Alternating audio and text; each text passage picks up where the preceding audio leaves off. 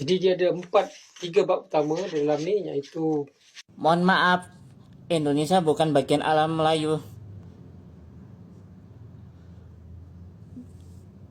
Baik, coba dengarkan. Berikut versi akademik, ringkas, dan tegas untuk diskusi serius. Open quote, konsep alam Melayu tidak relevan sebagai kerangka politik maupun identitas bagi Indonesia.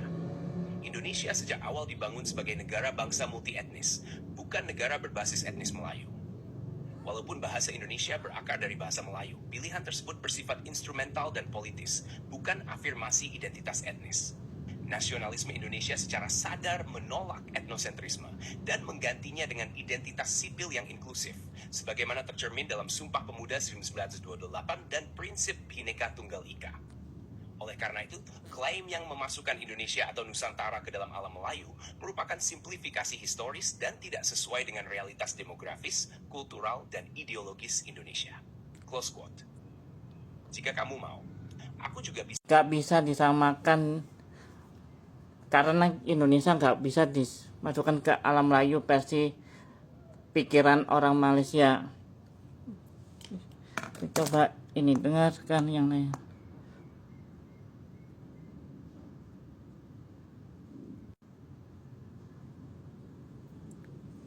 Coba.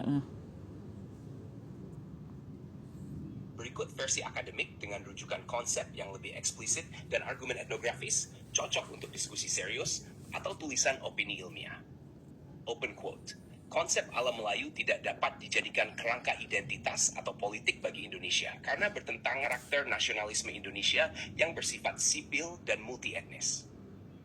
Dalam kajian nasionalisme Hans Kohn, nasionalisme Indonesia lebih tepat dipahami sebagai nasionalisme sipil, civic nationalism, bukan nasionalisme etnis, ethnic nationalism. Identitas kebangsaan Indonesia dibangun di atas kesepakatan politik dan prinsip kewarganegaraan, bukan atas dasar kesamaan ras, budaya, atau asal-usul etnis Melayu. Meskipun bahasa Indonesia berakar dari bahasa Melayu, pemilihannya pada 1928 bersifat strategis dan inklusif, justru untuk menghindari dominasi etnis mayoritas tertentu. Bahasa tersebut mengalami proses deetnisisasi, sehingga tidak lagi merepresentasikan identitas Melayu sebagai etnis.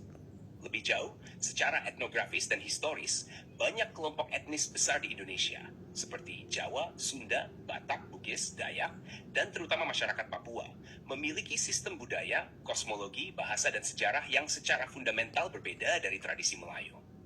Kelompok-kelompok ini memiliki jati diri kolektif yang kuat dan secara historis tidak mendefinisikan diri sebagai bagian dari etnis Melayu.